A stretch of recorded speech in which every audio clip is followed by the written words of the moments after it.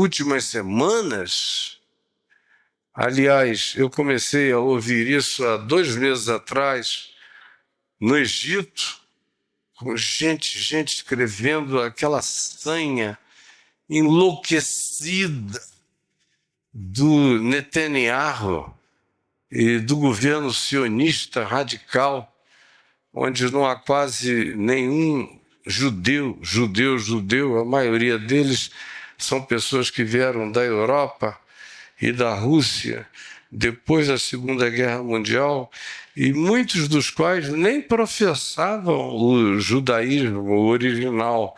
É muito mais um projeto político do Theodor Herzl, que fundou o sionismo. Esse pessoal que durante muito tempo estava lá, influenciando para lá e para cá, querendo crescer, cresceu e tomou conta do parlamento. E botou coleira no pescoço do primeiro-ministro, que não precisa de coleira, ele próprio já é um fanático dessa ideia. E profundamente desumanizado no processo da interpretação do próximo que não seja uma pessoa da mesma ideologia deles. E eu vendo aquela coisa horrorosa que não para de acontecer, a gente já está andando para 2 anos dessa maldade, dessa perversidade, sendo transmitida ao vivo todo dia, meu coração angustiado. E durante aquele período da viagem que eu fiz com o grupo e gravando também o documentário que a gente gravou para editar lá durante a viagem pelo Egito e pelo Nilo e por tudo mais, pessoas me escrevendo, e havia um tom e um tema repetidos. Escuta, pastor, eu estou numa profunda crise de fé, porque aonde está Deus que não para o Netanyahu e deixa essas bombas caírem? Aí, na mesma hora, a conta vai para Deus. Todo mundo quer um Deus de operação de controle remoto, de brincadeira de game, de universo holográfico. Não, deixa eu puxar isso para cá, deixa eu para lá. Quando você propõe isso, teologicamente, todo mundo diz, não, isso é fatalismo. Mas na hora que tem essas calamidades acontecendo, todo mundo gostaria que Deus fosse um intervencionista fatalista, que metesse a mão e acabasse com qualquer arbítrio humano, desde que seja bem longe de você, dos seus negócios e da sua casa, dos seus interesses e dos seus caprichos, mas quase todo mundo é assim. Aí onde está Deus? Aí outros, escrevendo na mesma esteira, me diziam, sabe que eu perdi a fé na volta de Jesus? Porque não é possível, a gente já teve tanta guerra, tanta morte, tanto isso, tanto aquilo, eles vão listando lá. Eu perdi a fé, por que ele não vem?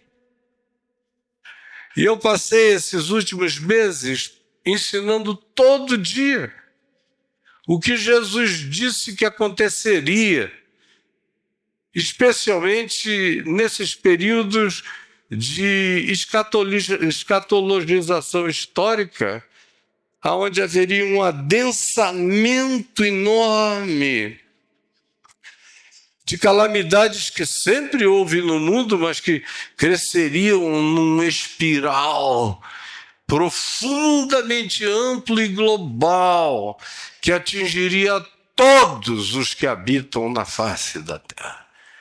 E a gente botou o pé nesse chão agora. Tudo é global, tudo é para todos, e cada vez será mais para todos em todo lugar, e ninguém escapará.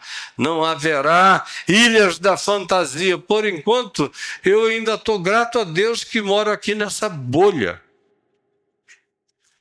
chamada Brasil, e numa bolha ainda mais gostosa de usufruir, que se chama Brasília. E numa outra bolinha muito agradável, onde a gente mora ali no Lago Norte, mas é bolha. Não cai bomba, não cai isso, não tem loucuras e surtos manifestos, mas tem a vibração, a frequência angustiosa do planeta que vai pegando o coração de todo mundo. É gente que vai ficando deprimida, mesmo no paraíso, com as notícias do inferno todo dia, no resto do mundo. E o coração vai se angustiando e a alma não tem recursos de sobrevivência, ainda tem os elementos de frustração pessoal, íntima, afetiva, emocional de cada um, o que queria e não teve, o que buscava e não alcançou, o que pretendia e não atingiu, tudo isso misturado com o todo fermentado dessa globalidade angustiosa planetária, produz uma situação interior de profundo cansaço e desânimo. E foi Jesus quem disse, advertiu e cansou de dizer, e ficou recorrentemente repetitivo, dizendo: olha, vai demorar. Quando ele, sentado no Monte das Oliveiras, olhando para Jerusalém, e os discípulos exaltando a beleza do templo, das pedras, das construções, das muralhas, e ele disse: em verdade eu vos digo que não ficará pedra sobre pedra que não seja derrubada. Aí contou a história inteira do que iria acontecer com Jerusalém até o ano 70, depois disse: ó, mas isso aqui não é o fim, tem um período longo. E ele veio descrevendo, quem conhece bem a história do processo, vai vendo todos os marcos e ele vai fazendo com que cada uma daquelas descrições aumentem geracionalmente nas suas intensidades, alcances e globalidades, até que chegue um tempo que isso se torne uma certeza, uma impressão, um esmagamento e uma presença na vida de todos os que habitam sobre a face da terra. Ele faz isso em algumas parábolas que eu vou mostrar a vocês, conforme a gente vê em Mateus 25. Eu vou pegar apenas algumas, porque tem muitas antes do chamado sermão escatológico, ou pequeno apocalipse, ou mensagem de Jesus sobre o fim dos tempos e a sua volta, que a gente encontra em Mateus 24, a gente encontra em Marcos, a gente encontra em Lucas, repetindo basicamente a mesma fala. E o que é que a gente vê de afirmações de Jesus a esse respeito? Primeiro, ele diz que haveria demora, que entre o que estava acontecendo ali e o que veio acontecer alguns dias depois, quando após a morte e a ressurreição dele, ele foi assunto aos céus, à vista de todos os seus discípulos no Monte Olival. E diz o texto, e enquanto eles olhavam para Jesus, eis que subia, eis que 2 varões, vestidos de branco, se puseram ao lado deles e lhes disseram: varões galileus, por que estáis olhando para as alturas? Esse Jesus, que dentre vós foi assunto aos céus, assim virá outra vez, do modo como o viste subir. Ele, todavia, diz, contra a expectativa dos seus discípulos o tempo todo, porque todos esses discípulos e os apóstolos e os que andaram com ele e privaram da sua intimidade durante aqueles 3 anos e 6 meses, tinham o desejo humanamente natural de que, se ele vai, se vão matá-lo, e se ele ressuscitou como ressuscitou e se manifestou e foi assunto aos céus diante de inúmeras testemunhas, que ele voltasse logo. e os salvasse do Império Romano e da loucura dos Néros, dos Calígulas, dos doidos da terra e de todos mais que ainda viriam, uma sucessão de tiranos e loucuras que a gente ficaria dias contando a sequência das sandices históricas dos tiranos que dominaram esses processos de controle da sociedade, da civilização humana ocidental, especialmente nos últimos 2000 anos. Mas Jesus não deixa ninguém na ilusão. Quando ele termina de falar desse acontecimento, ele conta a primeira parábola, que está em Mateus 24, a parábola da figueira, e ele diz, olha, ninguém sabe quando será. Por isso, vigiem. Se o pai de família soubesse a que hora viria o ladrão, vigiaria e não deixaria que fosse arrombada a sua casa.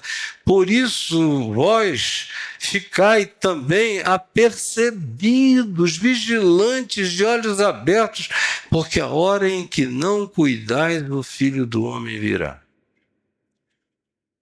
Aí vem uma segunda parábola, que é a parábola dos servos que recebem, depois desse ausentamento dele, a tarefa de cuidarem dos seus irmãos, como Jesus disse a Pedro, se tu me amas, mesmo com esse amor fraterno que não tem essa dimensão do amor agapau, sublime, divino, já está bom. Pega esse amor fraterno e cuida das minhas ovelhinhas com todo o teu coração. Dá a elas sustento, trata delas, acolhe-as.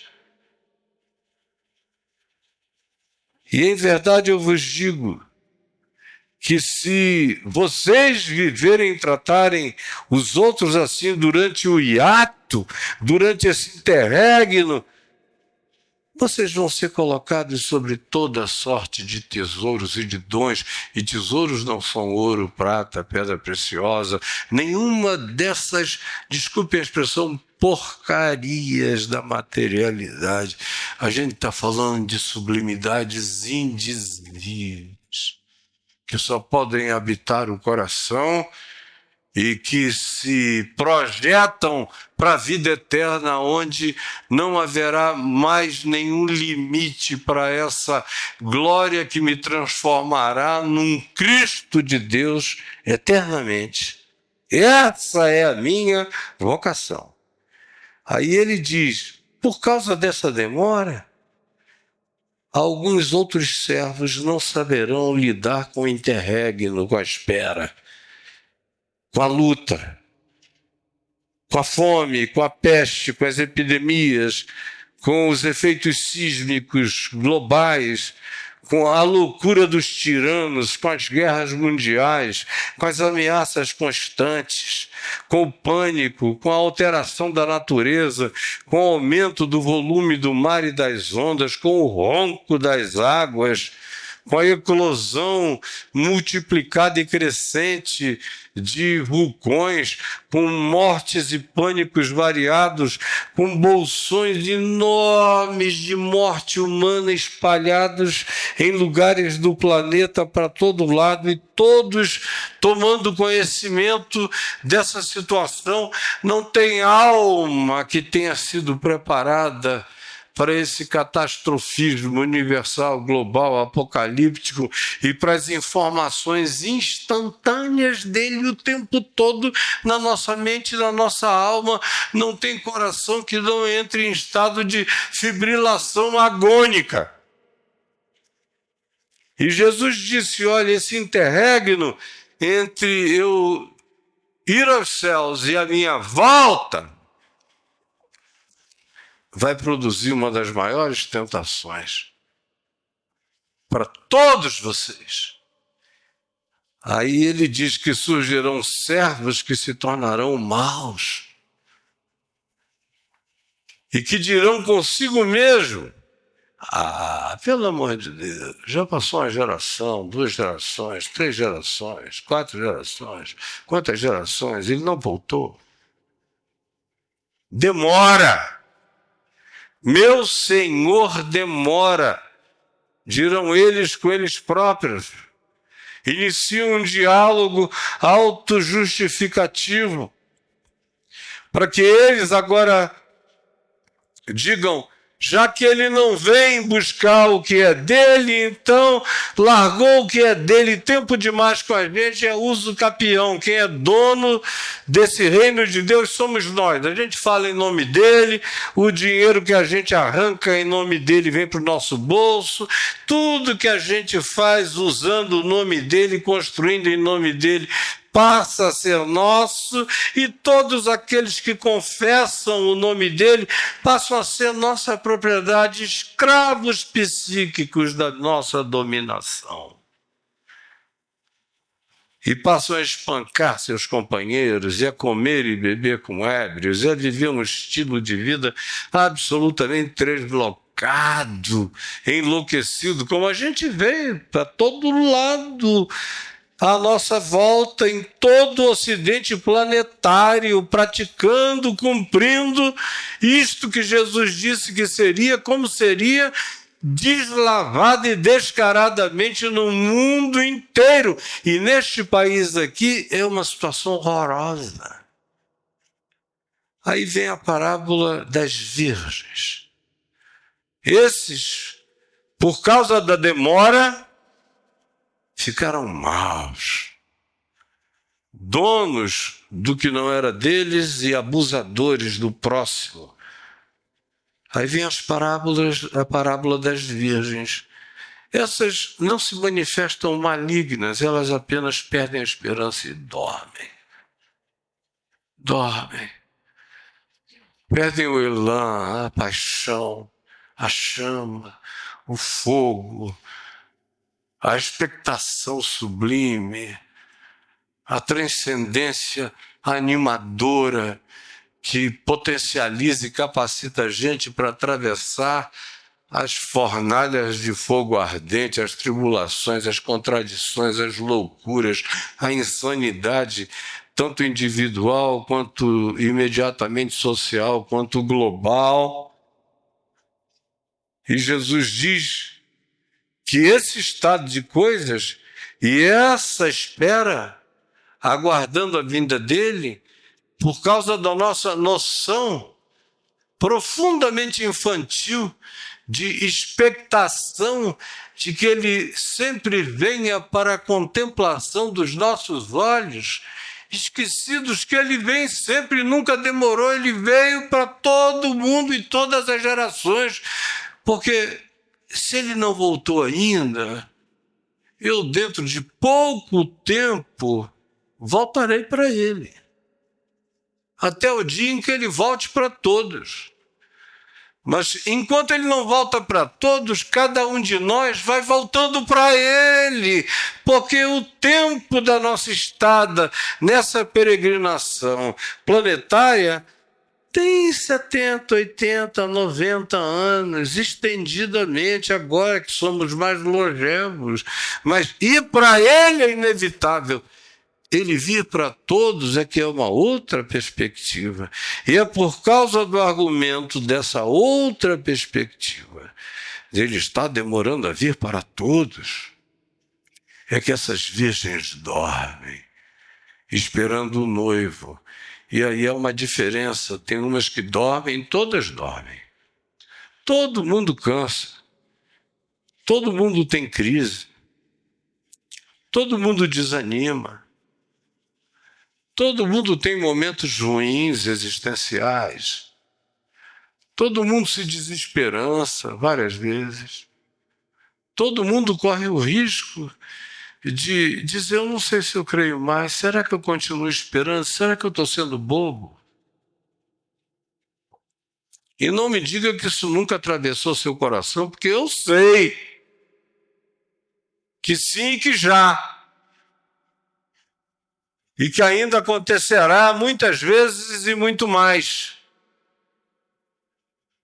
E Jesus lida com esse realismo existencial quando diz, essa espera pode ser ilustrada por virgens esperando o noivo num casamento do primeiro século. que já não tem mais nem nada a ver com as nossas construções culturais contemporâneas, mas ilustra essa expectação, a demora, o cansaço, a desistência, o sono e a numbness, e o espírito de dormência, de desistência, de cinismo sonolento, de cansaço. Aí ele diz, a única diferença entre essas 10 virgens é que 5 eram tolas e acharam que elas se bastavam. E como demorou, o azeite das lâmpadas interiores existenciais delas se apagou. E havia 5 outras que cansaram do mesmo jeito, que dormiram, que desanimaram, mas que não confiaram nos seus próprios recursos e levaram containers de suprimento, e na hora que se ouviu o grito que disse, eis o noivo, saí ao seu encontro, embora todas tenham dormido, as que tinham reservas interiores, as que alimentaram o inconsciente, o subconsciente, a alma, os que não desistiram, os que colocaram recursos para dentro do coração, sabendo que a existência demandaria que houvesse meios e modos de subsistência nos piores dias e nas maiores esperas. E essas, ilustradamente, quando se fala desse grito que diz, eis o novo noivo, saía ele, elas estavam preparadas para sair. Mas o problema, a tentação é a espera da sono. A espera cansa, desanima. Aí vem a parábola dos talentos. Isso tudo é depois que Jesus falou, como eu vou repetir pela 3ª vez, o sermão do pequeno Apocalipse, a mensagem escatológica, o fim dos tempos, descreveu com minúcias tudo aquilo que 2000 anos depois eu posso te contar, até desmaiado, de tanto que eu já estudei isso, a fenomenologia inteira. Aí ele chega aqui na parábola dos talentos e outra vez diz que o que vai acontecer é como um homem rico, poderoso, com bens e meios e recursos, que se ausentou do país, ausentou. Ele está usando imagens dessa natureza para caracterizar a ida dele e a espera da volta dele, essa ausência. Em todas as parábolas e nas que antecederam o pequeno Apocalipse, ele, em todas elas, acentuou o tempo, a espera e o que produziria. Mas eu resolvi vir apenas depois da fala do pequeno Apocalipse para cá. Se ausentou e confiou os seus bens a esses servos e deu talentos a eles. A um deu 5, a outro 2, a outro 1, segundo a capacidade de cada um de multiplicar, de produzir, conforme a inteligência, conforme a funcionalidade, conforme a emocionalidade, conforme a sensatez, conforme as capacitações e as competências variadas e diversas, conforme o que cada um carrega no próprio coração, porque ele não está falando de talentos a serem multiplicados como dinheiros, como carros, como propriedades, como bens, como fazendas, como posses, talento, dinheiro, todas essas coisas aludidas nisso são de natureza simbólica, arquetípica, parabólica, ilustrativa. Só isto, de acordo com a capacidade de cada um. E cada um saiu, quem recebeu 5 saiu, negociou, aumentou, produziu, conseguiu mais 5. Quem recebeu 2, produziu mais 2. Quem recebeu 1, saindo, ao invés de reproduzir, ele abriu uma cova, escondeu o talento, sentou em cima dele. E o que é que acontece? O texto diz aqui, depois de muito tempo voltou o Senhor daqueles servos para ajustar contas com eles. Mas a ênfase é numa longa espera. O tempo todo, em todas as parábolas, ele diz, vai demorar. E a grande tentação vai habitar o vácuo. A grande tentação decorrerá do interregno, da espera, que pode produzir vaziez, que pode produzir cinismo, cansado e supostamente auto-justificado, porque seria uma espera inadmissivelmente longa para os padrões deles. Mas em todas essas parábolas, depois de muito tempo, ele volta. E aí vem essa parábola da volta dele, quando ele reúne as nações e os povos e as etnias e todos, e começa a botar uns para um lado, outros para o outro. E aí diz, vinde a mim, servos bons e fiéis, porque eu tive fome e me deste comer, tive sede, me deste beber, estive nu e me vestiste, preso e foste ver-me, doente fostes visitar-me, era estrangeiro e me acolheste. E esses vão dizer, mas quando? A gente nem sabia do teu nome.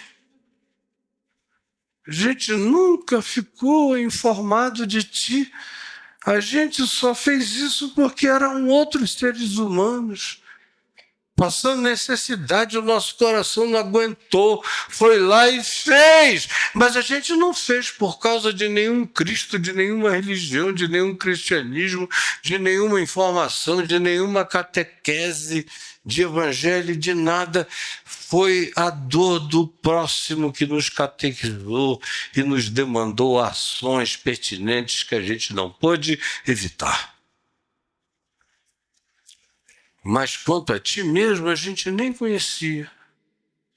E ele disse, pois é, não precisa. Vocês fizeram tudo o que necessitava ser feito. Porque vocês, não sabendo de mim, todavia me viram no faminto, no sedento, no doente, no injustamente preso, no imigrante descartado, no ser humano abandonado, nos marginalizados, nos desprezados. Vocês me amaram no próximo e mantiveram uma esperança fazedora, criadora, produtiva, socorrista, misericordiosa, solidária, sem precisar de emulação religiosa, de culpa, nem de prêmio celestial, nem de ameaça infernal, de nada. Vocês fizeram pela única razão louvável, porque era um outro, era o próximo. Então venham e entrem. Aí tem um outro grupo que passou a vida nos cultos, sabia a doutrina, a teologia, tinham a ideia de que sabiam como era a face de Jesus, devia ser louro de olhos azuis, cabelos cor de mel, uma pietá. E Jesus diz para esse grupo, afastai-vos de mim, vós os que praticais a iniquidade, porque eu tive fome e não me destes de comer. Eu tive sede e não me destes de beber. Eu estive nu e não me vestistes. Eu estive preso nas maiores injustiças e vocês nunca se importaram com nada disso. A doença me carcomeu e vocês não sentiram nenhuma dor. Eu passei fome, passei frio, dormi em marquises, fui deportado, fui acusado, fui vilipendiado, fui marginalizado, fui bandidificado por determinações de seres sem corações, de posições superiores. Vocês viram tudo isso e vocês não fizeram nada. Isso é tudo durante essa espera. Entre ele ter ido e a volta dele, tem esse espaço todo de pobres famintos, de história passando, de situações as mais variadas, de circunstâncias as mais diversas. Uns que não sabiam de nada fazendo tudo que deveria ser feito e outros que sabiam de tudo fazendo nada acerca do que sabiam no tempo desse intervalo. Afastai-vos de mim. E eles vão dizer, mas por quê? A gente nunca viu ninguém na esquina com a tua cara. Era só um monte de desdentado, fedido, cecilento, purulentos. Eram só pessoas estranhas, eram muçulmanas de Gaza. Não eram do nosso grupo religioso. Olhamos para eles e eles não tinham cacuetes que a gente supôs e projetou serem teus. Não te vimos em ninguém mais na humanidade. E Jesus disse, é justamente por isso que eu vos digo, apartai-vos de mim, vós que praticais a iniquidade mais nojenta de todas, que é dessa indiferença autojustificada, alienada de qualquer que seja a necessidade humana. E aí é mais uma tentação horrorosa que acontece em razão da espera. Tem uns que ficam maus, e olha aí para todo lado. É pastor mau, padre mau, sacerdotes maus, em nome de Jesus, perversos, ficando ricos, bilionários. Esse garotinho aí que decidiram chamar de profeta Miguel, um migué, mesmo assim, coitado da criança. Mas ele já perdeu a inocência, ele virou bandidinho mesmo. E aí, eu tenho uma casa, pastor, de 35 milhões, um Rolls Royce, não sei quantos milhões, é tudo assim. É tudo gente praticando a iniquidade, porque acham que Deus não vê, como diz os Salmos. Vós pensastes que eu era vosso igual, e que eu não olhava, não via a iniquidade que vós praticastes durante todo esse tempo, enquanto pensáveis que eu era absolutamente indiferente à verdade, à justiça, ao amor, a tudo quanto eu mesmo ensinei, mas vocês me imaginaram como um esquizofrênico alienado, ou como alguém que deu corda de um processo, se ausentou para sempre e que não está nem aí para a criação. Em síntese, esse ato, que para nós hoje aqui tem 2000 anos, já fez milhões de pessoas chegarem e dizerem, não é para mim, eu vou desistir, eu cansei. Se um dia ele voltar, que ele me ache por aí, porque eu não sei nem onde eu vou estar. Uns ficaram maus, perversos, outros simplesmente caíram no sono, uns estão dormindo em estado de sono alfa, outros em sono REM, e outros caíram em catatonia inacordável. Que você pode gritar, olha o noivo aí, não ouvem nada, mas... E outros sentaram em cima da graça, em cima do dom, em cima do talento, e não compartilharam com absolutamente nada, nem ninguém, não melhoraram o mundo, não melhoraram suas vidas, não fizeram crescer a graça de Deus nas suas existências em favor do próximo, do todo, da vida. Porque eu estou aqui para ser um dos grandes contribuintes de Deus à continuidade da vida e em favor de todas as melhorias possíveis que a gente possa realizar a partir da comunicação da verdade em amor para a mente e para o coração, aonde pessoas podem ser transformadas na sua visão, na sua cosmovisão, na sua introjeção de percepção, mudar de vida e fazer toda a diferença. Esse é o meu chamado,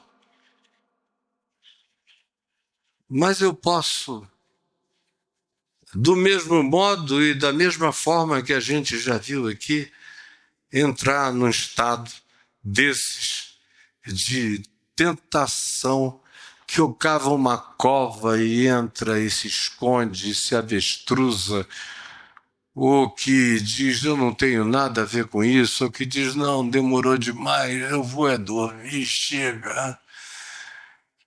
Ou então, ele não está nem interessado naquilo que é dele, então é meu, eu vou manipular, eu vou usar, eu vou fazer. E aí se tornam os grandes manifestantes de maldade humana praticada em nome de Cristo na sociedade e na civilização, conforme a gente enxerga. Aí você diz, bom, mas para quem já esperou 2000 anos, a gente pode até entender, não é, pastor? Ou não é, Caio? Ou não é, Zé Mané? Como você preferir me chamar. Não, não. Olha o que Pedro diz. Mais ou menos 40 anos depois de Jesus ter ido à vista de todos eles, 40 anos depois, na segunda epístola que ele escreveu, no capítulo 3, ele diz que havia pessoas já à volta dele para todo lado, em todos os lugares, inclusive cristãos, pressionando aos que tinham sido testemunhas oculares da morte, da ressurreição e da ascensão de Jesus, e os portadores testemunhais da promessa da sua vinda, da sua volta. Ele diz, esses estão andando como escarnecedores, tendo em conta, antes de tudo, a gente deve ter, saber e aprender que nos últimos dias, tanto mais quanto a gente se aproxime desses tempos gravosos da humanidade, virão escarnecedores com os seus escárnios, andando segundo as suas próprias paixões e conduzidos só por hedonismos pulsantes. Perguntando e dizendo, onde está a sua vinda? Ele não disse que ia voltar, a gente está aqui esperando. Cadê? Vocês estão com a internet aberta. Para mim, pelo menos, chegam dezenas e centenas de escárnios. Não são destinados a mim, são produções de um monte de crentes, pseudo-crentes, cristãos que nunca tiveram fé, nunca tiveram raiz, nunca tiveram compromisso, nunca levaram uma patada do amor de Deus que rasgou o coração e os feriu para a vida em amor. Que tiveram vínculos epidérmicos com a fé, superficiais, e que são justamente os que vão produzindo e elaborando essas dúvidas o tempo todo, e eu vou encontrando cada vez mais pessoas. Cada post que eu faço da natureza disso que eu estou dizendo aqui, tem uma quantidade enorme que diz: eu já criei muito que ele iria voltar, mas agora eu acho que ele não volta mais não, que a gente tem que reinterpretar essa mensagem toda,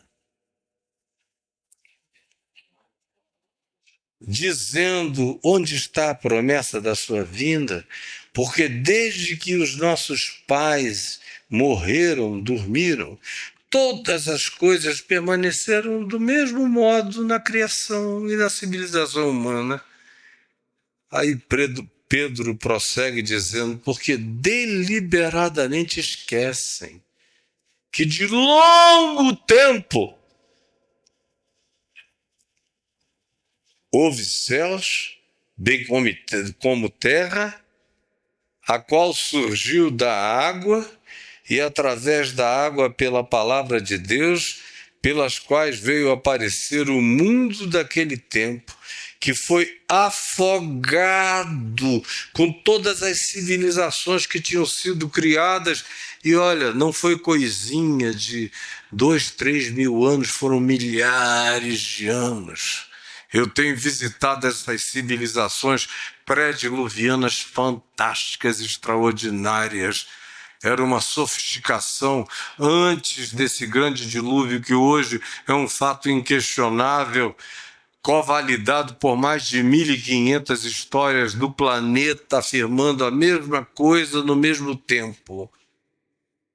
E Pedro diz: vocês estão esquecendo de que houve um tempo e houve uma civilização que viveu mais longo do que a gente já viveu até agora, que teve todas as oportunidades, que brincou, que criou, que praticou tecnomagias, que se envolveu com todo tipo de loucuras e acabaram chamando para si uma hecatombe que destruiu aquele processo civilizatório global e mundial que estava espalhado por toda a face da Terra.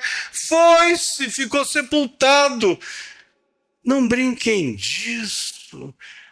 E aí Pedro introduz aqui a relatividade da nossa percepção de tempo.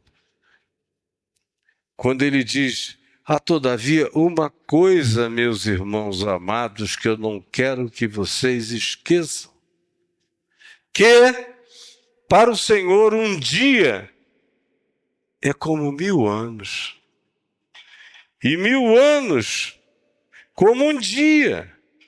Portanto, não retarda o Senhor a promessa da sua vinda, como alguns a julgam demorada, conforme as parábolas e as previsões de todas as parábolas que Jesus ensinou, e eu citei apenas 4 delas aqui para nós hoje. Considerando-a demorada, sem levarem em consideração que para o Senhor um dia como 1000 anos e 1000 anos como um dia. Portanto, não retarda o Senhor a promessa da sua vinda, como alguns a julgam demorada. Pelo contrário, Ele é longânimo para convosco, não querendo que ninguém pereça, mas que todos cheguem ao pleno conhecimento da verdade. Há muitos problemas nisto, na tentação dessa demora, Mas no meio das muitas que eu poderia listar, tem uma básica, fundamental, primária e quase troglodita, que eu preciso lembrar a vocês, que é essa nossa parca, pífia, pobre noção de tempo, que é uma coisa horrorosa. A gente não tem consciência nem histórica do que aconteceu no dia de ontem. Cada geração que vem mais burra historicamente, vem mais sem história, vem mais sem memória. Ontem eu estava vendo um lançamento da Google, que é um óculos Google, Deus me livre dele, que é uma máquina de emburrecimento, de idiotificação, de descerebração, de desmemoriamento, de empanacamento humano absoluto. Você bota aquele óculos e não precisa lembrar de mais nada. Você vai andando aí, eu olho aqui e vejo você sorrindo aí para mim, com essa... O que está escrito na tua camisa? Aí é Nike? Nike? Nike. Está escrito ali. Aí eu olho para cá e falo aqui baixinho, não preciso nem erguer a voz, porque tem a capacidade de ler a minha vibração como palavra. Aí eu pergunto, de onde eu conheço ele? Aí o óculos fala comigo aqui no meu ouvidinho. Você já ouviu um dia na UNB, que você foi falar por lá, e ele estava no meio de 4.000 pessoas e você ouviu. Ou então eu entro numa biblioteca e vou entrando rápido. Aí depois eu paro e pergunto ao óculos, quais são todos os novos lançamentos pelos quais eu passei hoje aqui sem olhar para nenhum? Aí o óculos vai dizendo, tem um roxo ali na ponta cujo título é tal, escrito por fulano de tal, no ano tal, lá, tá custando tanto, tem mais esse, tem mais aquilo, tem mais aquilo outro. Aí eu só vou lá pegando. Dentro de 10 anos eu virei uma ameba. Cérebro liquefeito. Penso mais nada, não raciocino mais nada. Óculos me diz, ela é tão linda, gostosa, o que você acha? Fico com ela ou não fico? Aí o óculos, deixa eu te dizer, ela já teve 14 homens na vida dela, 17 namorados com os quais não se comprometeu, ela isso, aquilo outro, tem ideologias tais, vê se aguenta. Mas vai, né? Você quer ir? Óculos. Esse é o mundo para o qual a gente está caminhando. Já, eu nem diria nem tanto os meus filhos, que já ficaram espertos demais para não se entorpecerem desse jeito, mas é a tentação dos meus netos, bisnetos e de todos os que virão por aí. De todos os que não souberam o que era ser só humano. Até mesmo quem nasceu viciadamente nisso perdeu já um pouco de noção do que seja ser só humano. Porque isso aqui já trouxe valores agregados e competências e capacitações agregadas para a minha vida, em relação a cujos poderes aqui contidos, eu já esqueci como fazer uma quantidade enorme de coisas bobas que eu fiz durante décadas da minha vida, mas que agora não é mais necessário porque eu não preciso mais nem abrir, eu faço uma pergunta e eles respondem tudo. E olha que eu não sou exatamente o clássico idiota planetário. Mas vai pegando a gente, imagina quem nascer depois de tudo isso, quando o mundo já for só assim.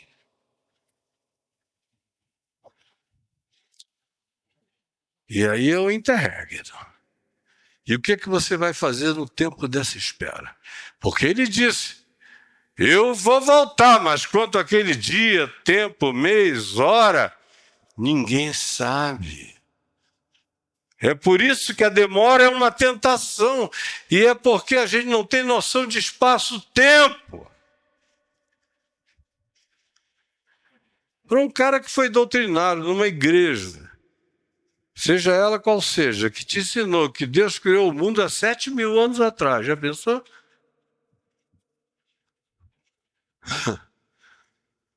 Tem aí alguns arqueólogos evangélicos, vou poupar o nome deles para poupar-lhes de vergonha,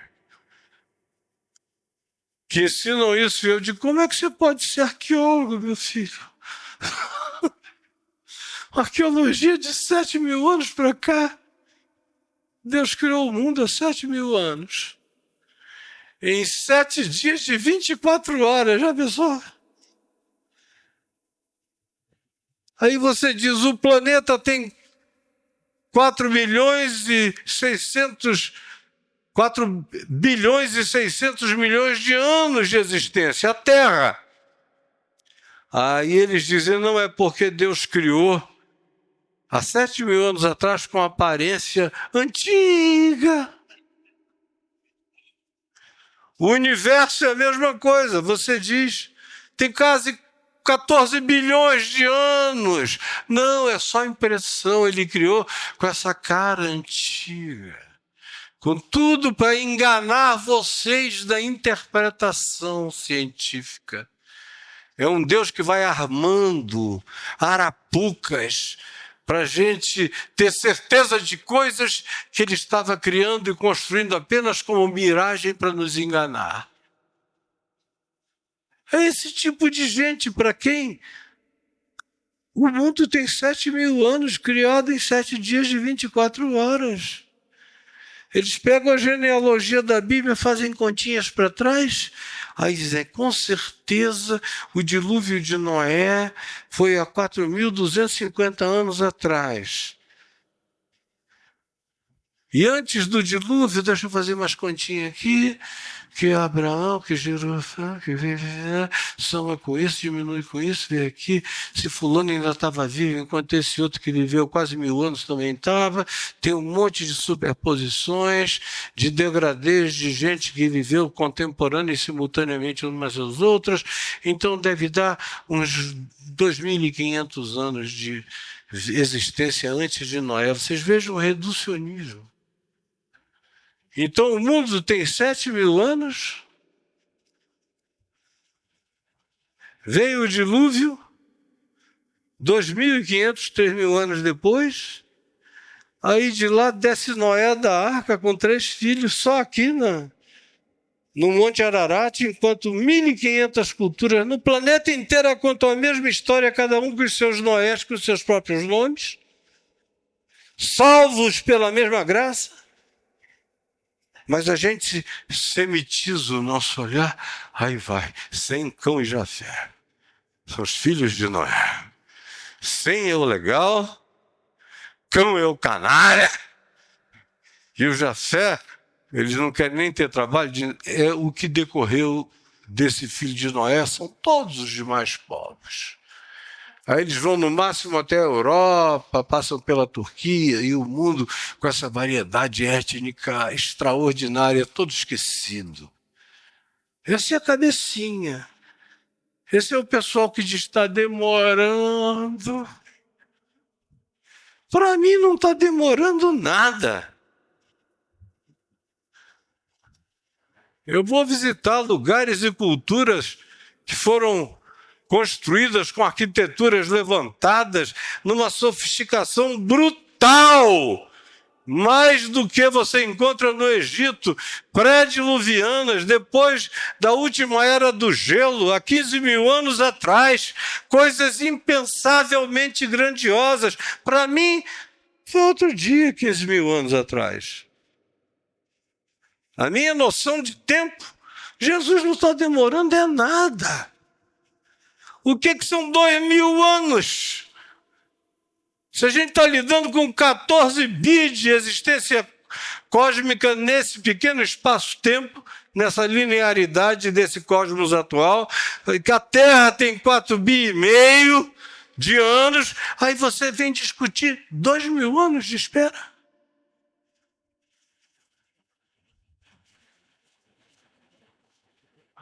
A ausência de percepção do significado do tempo e das múltiplas coisas que o envolveram, que nos trouxeram até aqui, é um dos elementos amortecedores da nossa mente para fazer com que a gente tenha uma relativização tão mediocrizante do significado do espaçamento temporal que a gente acha que ele foi assunto aos céus há 2000 anos atrás e que está demorando horrorosamente e que eu não tenho mais paciência para esperar. Eu vou dormir. Eu vou ficar rico, ficar mal.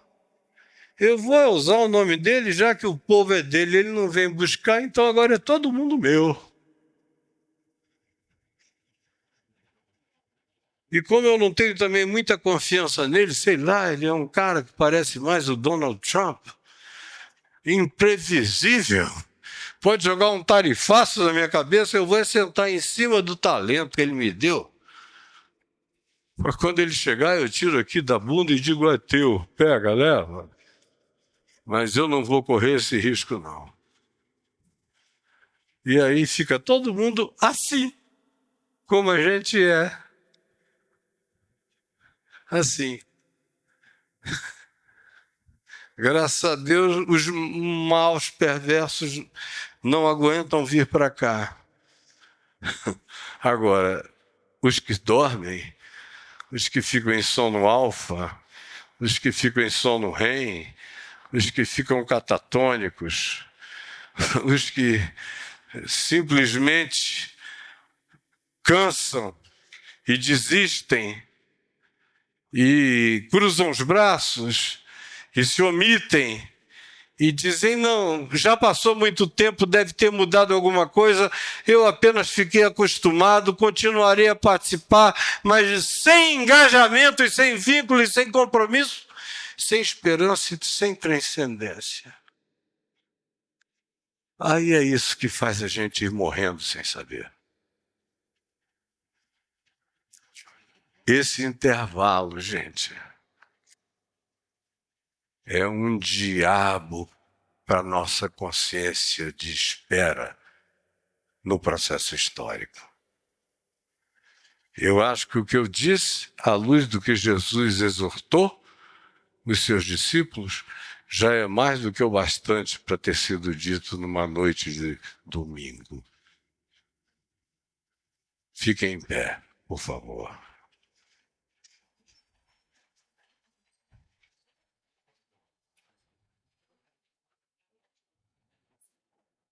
Agora, se enxergue e veja onde é que você está nesse processo. A sua existencialidade está em que nível nesse processo?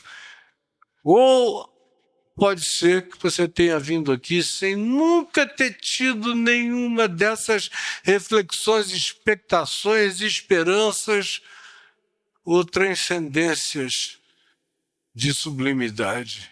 E para você isso seja completamente novo. Para outros, todavia, e tanto mais tempo quanto essas pessoas saibam disso, mais eu sei que o que eu disse pode ter tido pertinência quanto a te acordar, quanto a te fazer ter paciência, quanto a fazer você entender que seria e será demorado.